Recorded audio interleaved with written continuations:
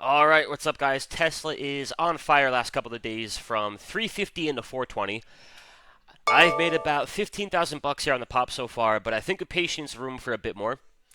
We'll dive in, take a look, and we had jumped in back a couple of weeks ago on the 2-day squeeze. And look, these are always my best trades: the Apples, the Googles, the Nvidias, Microsofts, Amazons, the Teslas, the daily squeezes, 3-day time frame, weekly time frame. Kind of my shtick. So we had jumped in back here off of the 2-day squeeze, which on the big three indicator, it's about as good as it'll get. Green arrow for the perfect entry, the perfect score of 15, all of the fixins for the breakout. In the room, we played that through the October out the money call debit spreads, and then in my own account, I jumped in. I was buying the 400 call for December, thinking, hey, if I can give the idea plenty of time, it can maybe get the 400 by December. But I jumped in. I bought about 18,000 bucks worth of the December 400 call around 22 and change. Sold that for about 38 and change. That was good for a $13,000 profit. And then again, it's nice to catch the initial pop, but then, looking at a bigger picture off the weekly squeeze, squeeze hasn't fired yet, and I think with patience to give the idea time, that can maybe at least get you back into the $500 high back here. So again, jumped in off of the 2-day squeeze, caught the initial pop. Beauty of that is you take a little profit and you can get a little creative. So I took my 13K of profit from the December 400 call. I took a couple $1,000 of profit from the October call debit spread. Jumped in and I rolled that into the February expiration 500 call. And the thinking here being what? I made about, call it 15,000 bucks on my first shot. December 400 call and the October call debit. Took the 15K, put it in my pocket, and then I took it out of my pocket, parlayed it into the 500 call for February. Meaning what? My worst case scenario is Tesla goes to zero. I will lose 15,000 bucks, and I can look back here at the weekly squeeze and say, all right, that was a big break-even endeavor. My preference would be I keep it, and you're breaking out into 500, 550 by December, if not by next week. I'm only half kidding. And yeah, on the risk here, that'd be, let's take a peek.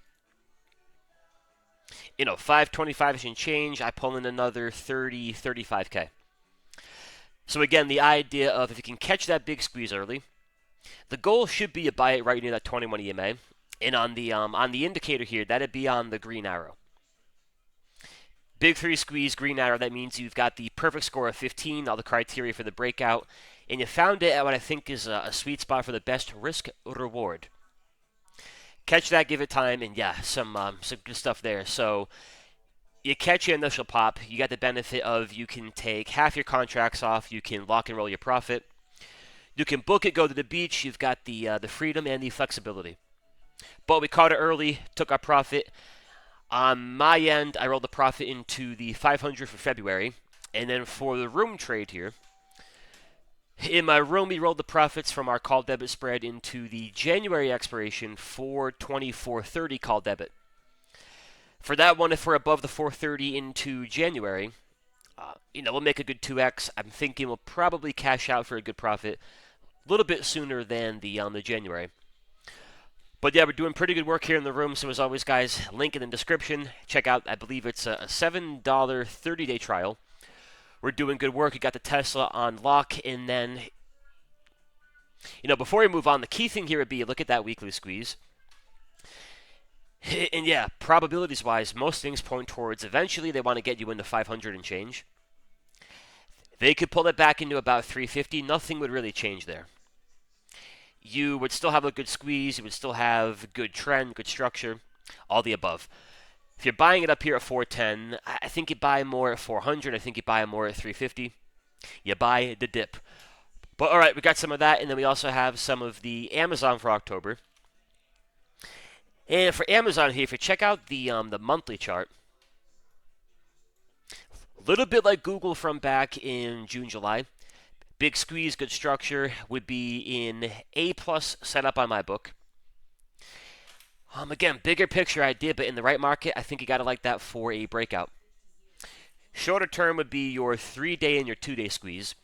And for that one, we have the October call debit spreads around 250, 260. Amazon pretty sharp here, and then I would like to buy some Nvidia, but Nvidia is forcing me to be a patient fella for now. Nvidia has a daily and a 2-day squeeze. What I would love to do would be to buy it on a green arrow off that 2-day time frame, which I don't know if we'll get it. If we do get it, I think that could be a path eventually into 200 and change.